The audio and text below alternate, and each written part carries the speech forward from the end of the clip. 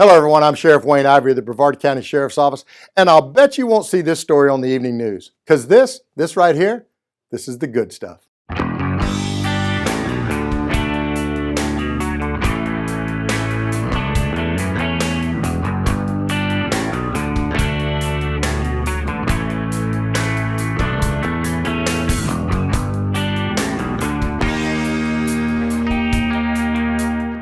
Like most of you, I hardly ever watch the news anymore because I'm sick and tired of only seeing negative stuff and never ever hearing all the great stuff that happens right here in our own backyard.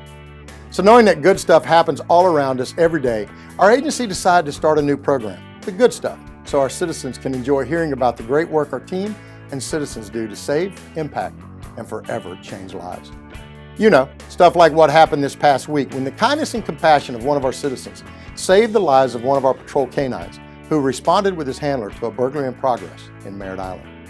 Now, as you may recall from our Facebook page, our agency recently received a very generous donation from Cindy Johnson of the Merritt Island Surgery Center with some help from her friends at the Brevard Ear, Nose, and Throat Center and Space Coast Orthopedic, who all joined together to help support our Brevard County Sheriff's Office K9 heroes.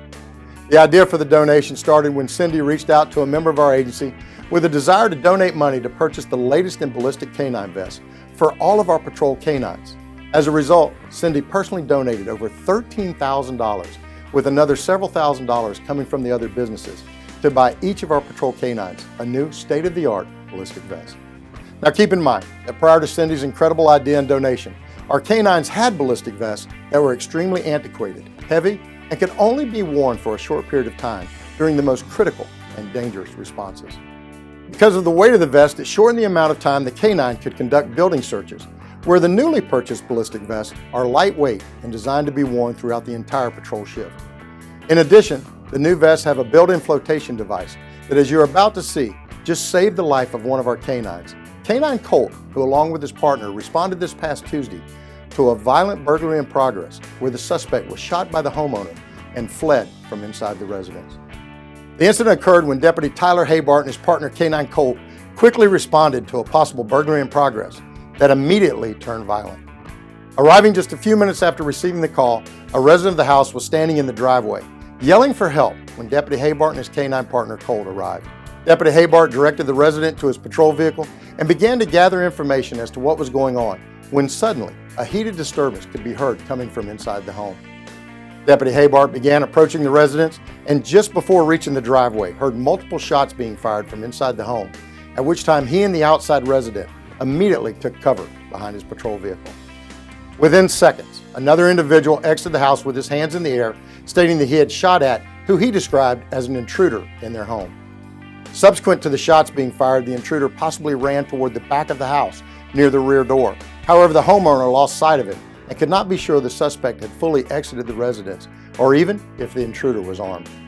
After numerous verbal commands by Deputy Habart for the suspect to exit the residence, K9 Colt was deployed inside to clear the residence before deputies entered to make sure the threat had been neutralized. K9 Colt entered the residence wearing his new LOF K9 Street Fighter vest that had recently been donated by Cindy Johnson. During the search, K9 Colt ultimately made his way to the back of the residence and never returned to the front door where he had first been deployed from. Due to the nature of the call, and after calling for K9 Colt multiple times with no response, the decision was made for the deputies to begin tactically clearing the home without Colt. As the team worked to clear the house, approximately 5 minutes had passed when one of our sergeants observed commotion coming from the pool area. Upon entering the pool area, K9 Colt was discovered treading water in the swimming pool and had been frantically trying to climb out of the water, but was unable to do so because the water level was too low.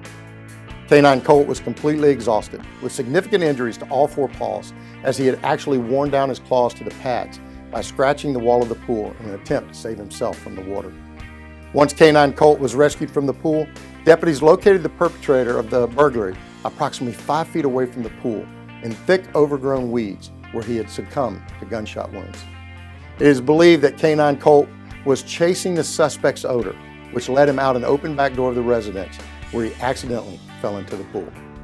Now there's no question that K9 Colt is alive today because of the new vest Cindy purchased for him with the built-in flotation device that kept him afloat even after he exhausted himself trying to climb out of the pool. K9 Colt is expected to make a complete and full recovery, returning to full duty in the very near future. And our agency truly can't thank Cindy and the other businesses enough for their very kind donation that already saved one of our team members' life. Well, I hope you enjoyed tonight's episode. And as you always hear me say, thank you for all of your amazing support of our agency. We'll see you next time on The Good Stuff.